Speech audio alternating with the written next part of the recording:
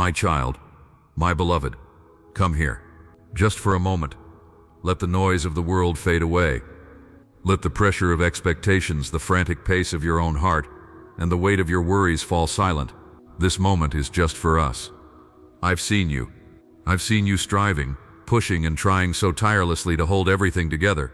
I've watched you give from a cup that's been empty for a long time, and I felt the deep sigh of your soul when another day ends, leaving you even more drained than before. You feel it, don't you? A weariness that's more than just physical. It's a soul tiredness. It's an ache in your very core that sleep can't fix and distractions can't numb for long. It is the exhaustion that comes from carrying burdens you were never meant to carry by yourself. It's the spiritual drain of living in a world that often feels harsh, a world that forgets the language of grace and gentleness. Maybe you've cried out, and the silence that answered felt like it confirmed your deepest fear that you are completely alone in this, that your struggle is unseen, your prayers unheard. You look at the fragments of your life, the shattered hopes, the relentless demands, the quiet griefs, and you wonder, where am I in all of this? You're questioning if I've turned my face away, if your faith has just been a foolish dream. Your spirit feels parched like a desert land without a single cloud in the sky. You're so tired, aren't you? Worn out from the weight of it all, spiritually drained, and feeling so alone. You fought so hard, for so long, and now it feels like the fight has left you. Your hands are open and empty, not in surrender, but in what feels like defeat. Your heart is heavy, not with love, but with a sorrow too deep for words. You feel forgotten, overlooked, like a whisper lost in the wind. But I am here. I'm closer than your own breath, and I'm speaking to you now, not in a whirlwind or a fire, but in the still small voice that your weary heart is finally quiet enough to hear. Listen, just listen. My beloved child, let these words echo in your heart. Come to me, all you who are weary and burdened, and I will give you rest. Do you hear the tenderness in that call? It's not a command to find more strength. It's not another task to add to your endless list. It is an invitation, a doorway. It's a path out of the wilderness of your exhaustion and into the sanctuary of my presence. Come to me. These 3 words are the key. I don't say figure it all out and then come. I don't say get stronger and then come. I don't say clean up your mess, hide your brokenness, and show me a polished version of yourself. No, I simply say come. Come exactly as you are, right now, in this moment. Come with your exhaustion. Come with your disappointment. Come with the weight that's crushing your spirit, and lay it all down at my feet. You don't need to qualify for this invitation. Your weariness is your qualification. Your burden is your ticket into the deepest places of my grace. For too long, you've believed that rest is something you have to earn. You've told yourself, once I finish this project, then I'll rest. Once I solve this problem, then I'll find peace. You've been living under the tyranny of then. But true rest, the rest your soul is crying out for, isn't a reward for your performance. It's a gift, just waiting for you to accept it. It isn't found at the end of your striving, but in the middle of your surrender. The world has put a yoke on your shoulders. It's a yoke of performance, perfectionism, and comparison. It's heavy and it doesn't fit right. It's been chafing your spirit with every single step. It whispers lies that you're not enough, that you have to do more, be more, achieve more, and you've carried it believing it was your job. But I'm offering you a trade. Take my yoke upon you and learn from me, for I am gentle and humble in heart, and you will find rest for your souls. For my yoke is easy, and my burden is light. Don't be afraid of that word, yoke. My yoke isn't another burden. It's a partnership. In the fields, a younger, weaker animal was often yoked with an older, stronger one. The stronger one would carry most of the weight, guiding the younger one, teaching it how to walk the path. When you take my yoke, you're not walking alone. You are yoked to me. I'm carrying the crushing weight. I am absorbing the strain. Your only job is to walk beside me, to learn my rhythms of grace, to move when I move, and to rest when I rest. My yoke is easy, or kind, because I am gentle. I don't drive you, I lead you. I don't demand, I invite. Think of it this way. I'm your shepherd. I know the landscape of your life. I know where the treacherous paths are, and I know where the healing streams flow. You've been trying to find your way through the wilderness on your own, and you're lost and exhausted. But listen to my voice now. I'm saying, He makes me lie down in green pastures. He leads me beside quiet waters. He refreshes my soul. Picture those green pastures. They aren't something you have to create. I've already prepared them. They are lush and soft, a safe place to collapse. It's here that I make you lie down. Sometimes your own drive is the very thing keeping you from being restored. Sometimes I have to lovingly step in and command your soul to be still. Let me do that for you now. Feel the soft ground beneath you. Stop your frantic searching. Here in the green pasture of my presence, you can finally just stop. And the quiet waters. Your soul has been tossed by the storms of life, by the turbulent currents of fear and anxiety. But here beside these waters, there is peace. Here you can drink deeply, not of the bitter water of disappointment, but of the cool, clear water of my love. This is what it means to have your soul restored. It's not about you fixing yourself. It's about you letting me, your shepherd, lead you to the places of divine replenishment. This kind of rest isn't laziness. It's a profound act of faith. It's a declaration that you trust me more than you trust your own ability to control your life. Just as I rested on the seventh day of creation, not because I was tired, but to create a holy rhythm, I invite you into that same rhythm. Sabbath is more than a day. It's a state of being. It's trusting that I'm holding the world together so you don't have to. It's releasing the lie that your worth is tied to your productivity. You are not a machine. You are my beloved child, created for communion, not just for labor. Come, lie down in the green pastures. Let me restore your soul. My child, now that you're resting here beside the still waters, I want to whisper the secret to staying in this place of peace. The gate to this rest is called surrender. You've been holding on so tightly, haven't you? Your fists are clenched around your plans, your worries, your relationships, your need for control. You've been white-knuckling your way through life, thinking that if you just grip everything hard enough, it won't fall apart. But look at your hands. They're trembling from exhaustion. Your strength is gone. The very things you're trying to control are controlling you, consuming your energy and your peace. Hear my gentle command, a command born of infinite love. Be still and know that I am God. In its original language, this means to let go, to relax your grip, to release your frantic striving. It's a call to stop fighting. Stop fighting your circumstances. Stop fighting your own limits. Stop fighting me. Just for this moment, let your hands fall open. Let go. Surrender. Surrender isn't defeat. It's your greatest victory. It's the brave act of admitting that you are not God. It's the humble recognition that I am, and that I am good, and that I am in control even when your life feels out of control. You've been trying to build the house of your life in your own strength, but I invite you to stop your anxious labor. I am the master builder. I grant sleep to those I love. Do you see? Sleep itself is an act of surrender. Every night, you entrust your life, your home, your loved ones, into my hands. What if you could live your waking hours with that same kind of trust? I know the questions that haunt you in the middle of the night. What if I let go and everything falls apart? What if I trust you and you don't come through the way I want? What if I surrender and my life goes down a path I didn't choose? Those fears are the chains that keep you tied to your exhaustion. Your need for control comes from a wounded place. It comes from times you were let down, from moments you felt unprotected. You learned to rely only on yourself because you felt you had no other choice. I see that wound. I honor the strength it took for you to survive, but I am not like those who have failed you. I am your refuge, an ever-present help in trouble. When your heart is overwhelmed, I will lead you to the rock that is higher than you, a place of absolute security. The waves of chaos can crash against it, but they can't move it. When you surrender to me, you're not stepping into a void, you're stepping onto that unshakable rock.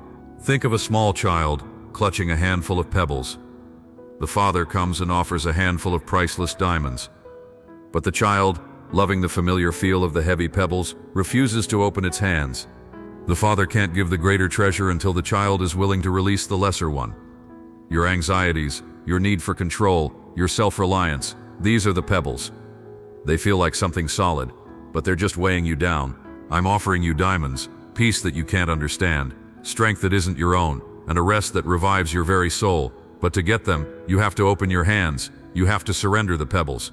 To surrender is to say, Father, I don't understand what you're doing. I can't see the path ahead, but I know you. I know your character. I know you are good, and you are for me. So I will trust your heart, even when I can't trace your hand. It's a daily, sometimes hourly choice. When you feel that old urge to clench your fists and take back control, you can gently remind yourself, be still, let go, He is God. This surrender is the most powerful form of spiritual warfare. The enemy of your soul wants you exhausted and anxious, because a weary Christian has little energy to love or serve. But a surrendered Christian, one resting in me, is a powerful force. Their peace becomes a fortress. Their trust becomes a weapon. Let go of the need for all the answers. Let go of the outcomes. Your job is faithfulness. The results are mine. Let go of your timetable. Let go of past failures. They are washed clean. Let go of your future fears. I am already there. In this place of surrender, you will begin to truly know me, not as a distant idea, but as an intimate, personal presence. Let go, my child.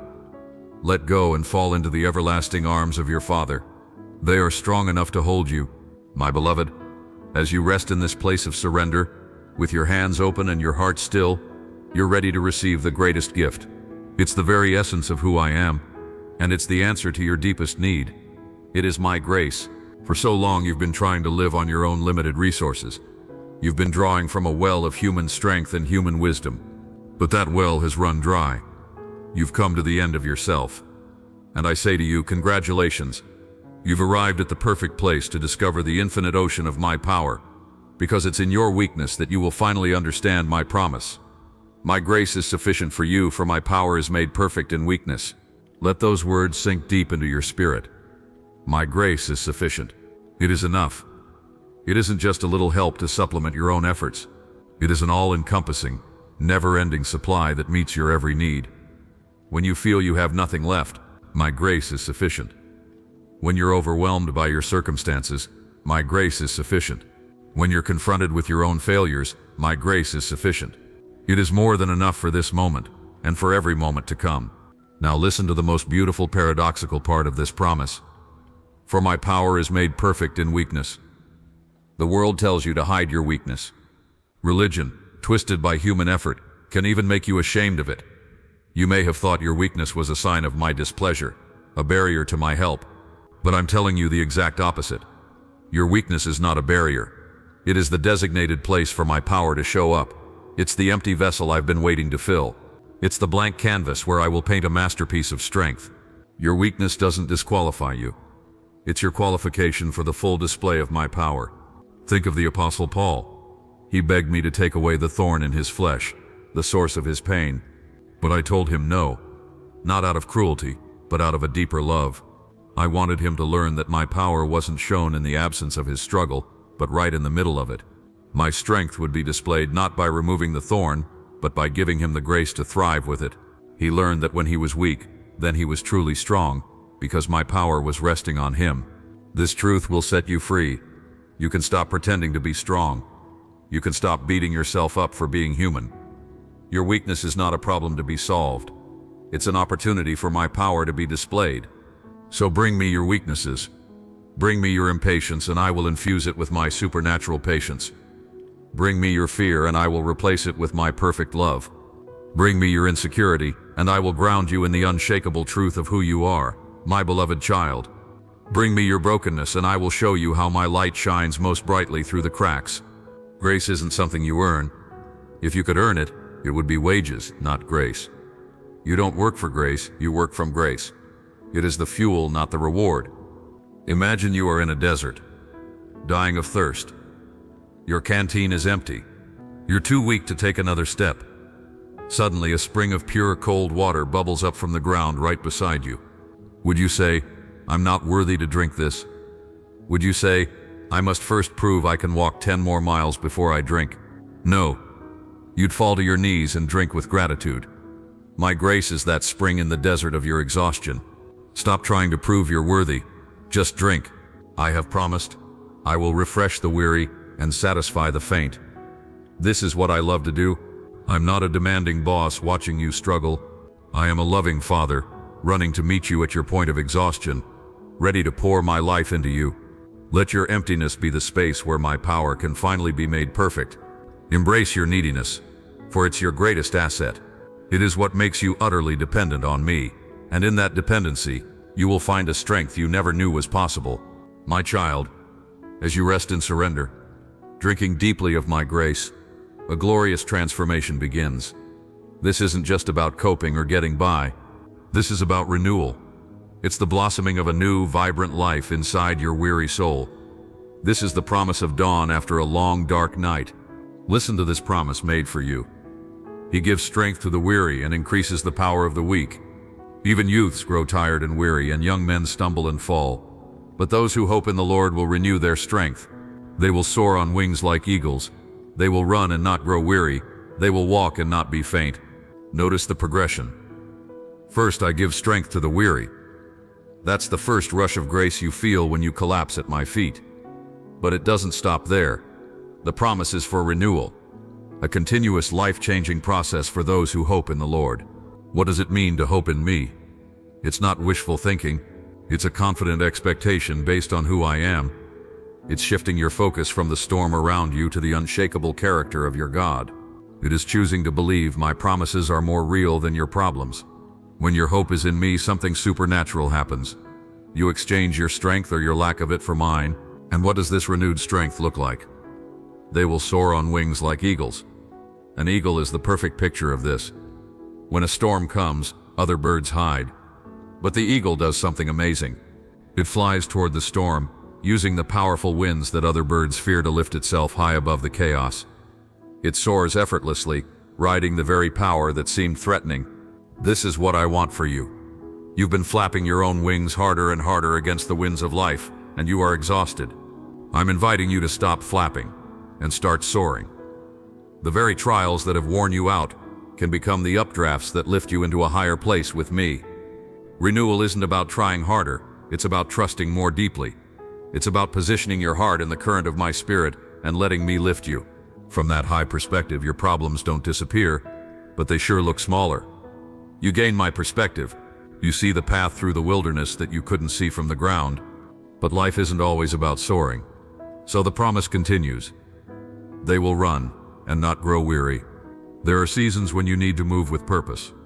With this renewed strength, it's not the frantic, anxious running of before. It's a run of purpose, powered by my spirit. And then, perhaps most importantly, they will walk and not be faint. Most of life is just walking. The daily grind, the ordinary tasks, the step-by-step journey of being faithful. This is often where the deepest weariness sets in, but my promise covers this too.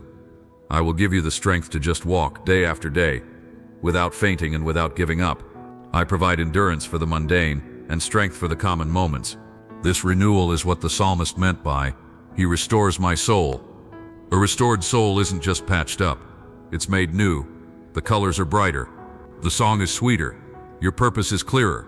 It's like a wilted plant that, after receiving water and sunlight, slowly unfurls its leaves to the sky once more.